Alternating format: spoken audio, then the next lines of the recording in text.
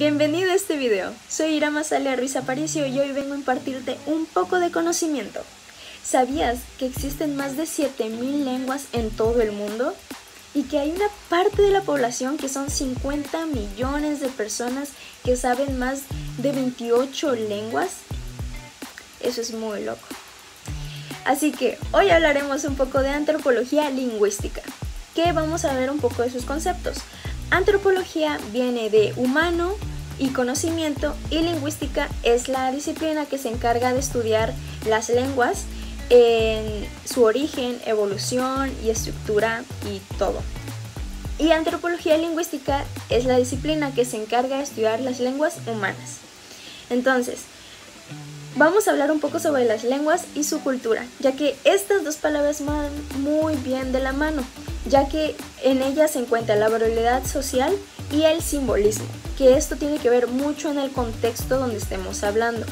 Quiero decir que hay muchas palabras que aquí en México significan algo y en otro lado, por su cultura, significan otra cosa. Así que las lenguas y la cultura y el simbolismo van muy de la mano. Ahora, ¿dónde podemos identificarla? ¿Dónde podemos identificar la antropología lingüística?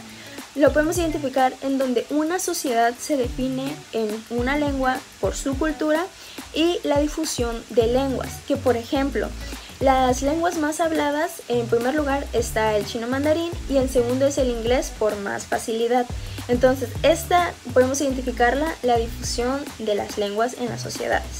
También está la influencia del individuo, que por ejemplo, estas 50 millones de personas que decidieron aprender 28 lenguas en su vida, no fue por obligación, sino por conocimiento personal. Y esto es por influencia personal del individuo. Ahora, vamos a hablar un poco sobre los antecedentes de ella, que se dio a conocer esta antropología entre el siglo XIX y el siglo XX, pero no se profundizó mucho, ya que solo daban relaciones genéticas o buscaban la historia de la lengua a base de las lenguas o de las palabras que se conocían en ese momento. Ahora, en 1960 se dio a conocer ya como tal el programa o la creación del nuevo paradigma de antropología lingüística, que lo llevó a cabo Del Jaimes y de la mano con Alessandro Duranti. Y esto se dio en 1960, que Alessandro Duranti definió la antropología lingüística como el estudio del lenguaje como recurso de la cultura del habla como una práctica cultural. Esto nos quiere decir que Alessandro, aún así investigando, estamos sabiendo de la cultura de la que estamos viendo su lengua. Ahora, ¿cómo ellos llevaron a cabo estos procedimientos de saber los significados, la estructura, la gramática? Pues se llevaron de la mano muy bien con la categorización, que es uno de los procedimientos más importantes para saber sobre la antropología lingüística. La categorización se basa en dar etiquetas a las palabras, darles que sean independientes y así tener un concepto de ellas. Ahora, también existe la categorización y cultura, que esto va muy bien de la mano del sistema de parentesco, ya que, por ejemplo, nuestro idioma antiguo era el latín, y para decir hermana de la madre en latín se dice matertera. Y si nos vamos a otro contexto, en Finlandia, que su lengua antigua es el sam, y para decir hermana de la madre se dice eaunu. Es muy distinto esos dos contextos, entonces tuvieron que categorizar estas palabras por cada cultura. Es un proceso bastante específico y largo. También otro procedimiento muy importante era la organización del léxico, que esto va muy bien de la mano con la taxonomía, que ya sabemos que la taxonomía es cuando dos partes pertenecen a un grupo.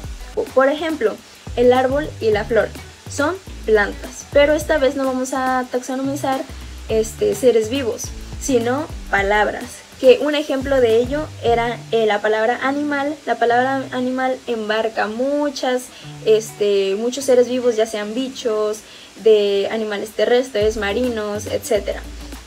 Por ejemplo, se tuvo que hacer un estudio acerca de estas palabras, ya que un ejemplo de ello sería que en la antigüedad para decir bichos se decía calhuac, para decir abeja se decía bulhuac, para decir ave se decía buc y para decir rana se decía buhuec. Entonces, todas estas palabras tenían algo en común, que era la K del final. Y más estudios se realizaron acerca de esto, y gracias a esas letras pudimos ver las partes taxonómicas de ellas y poder descubrir qué decían. Ahora, las lenguas y las personas. Esto es fundamental para nosotros. Las lenguas hoy en día son demasiado importantes, porque sin ellas, o si ellas no hubieran existido, no hubiéramos tenido la capacidad, obviamente, de comunicarnos, de poder tener la inteligencia, de poder decir nuestras ideas. No sabríamos cómo llevar a cabo el medio ambiente, la educación, no sabríamos sobre la historia, cómo llegamos aquí, quiénes somos, y todos estos procesos que se llevan a cabo gracias a la historia que sabemos. Así que las lenguas y las personas han sido inseparables durante mucho tiempo. Ahora, ideologías lingüísticas, que esto hay un gran debate acerca de esto, porque las ideologías lingüísticas se basan a base de las creencias y conceptos que la sociedad o la cultura dictan. Por ejemplo, están los modismos y las actitudes. Vamos a dar un ejemplo de un mexicano viaja a una entrevista de trabajo a España. Y pues termina la entrevista, y cuando termina la entrevista el mexicano le dice: bueno, pues me echas una llamada para atrás para ver si me aceptaste.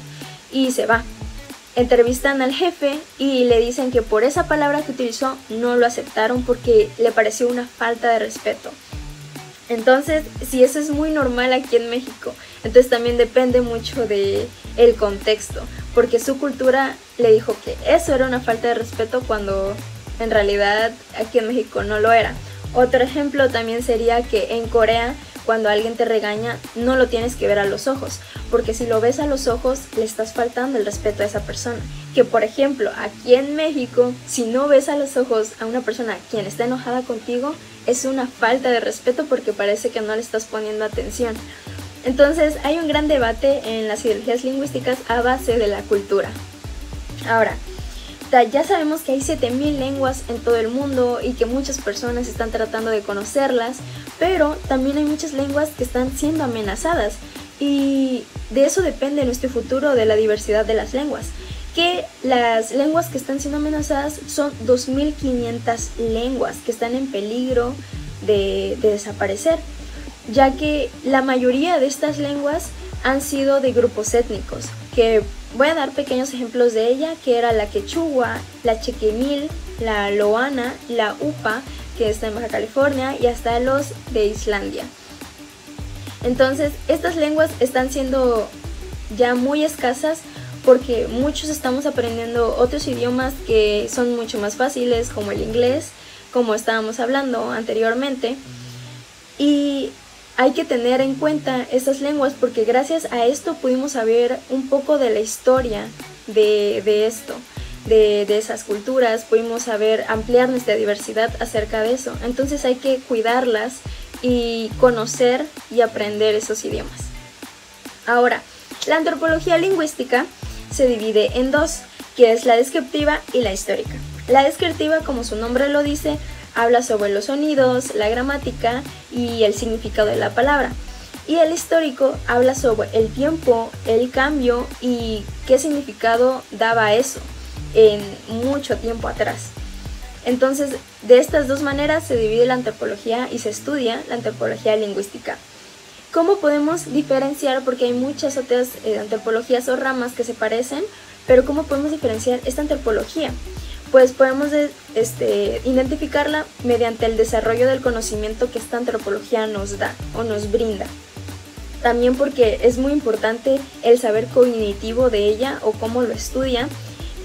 También esta antropología se enfoca mucho en las partes artísticas, lo estético y lo cultural.